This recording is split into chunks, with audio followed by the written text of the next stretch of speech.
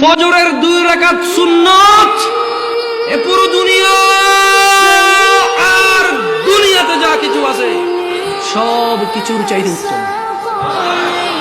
তাহলে যে 2 রাকাত সুন্নত পৃথিবীর চাইতে উত্তম, ওই 2 রাকাতের সুন্নতের পরে যে 2 রাকাত ফরজ রয়েছে, এই ফরজের আল্লাহু আকবার কি দিয়ে মিটাবা?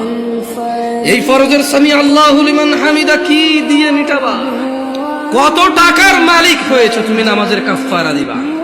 যেখানে সুন্নত 2 রাকাতের মূল্য পুরো পৃথিবীর সমস্ত সম্পদ বিক্রি করে যদি একটা স্বর্ণ কিনা হয়, ওই স্বর্ণকে যদি এক পাল্লায় রাখা হয়, আর ফজরের 2 রাকাত সুন্নতকে যদি এক পাল্লা রাখা হয়, ফজরের 2 রাকাত সুন্নত ভারী।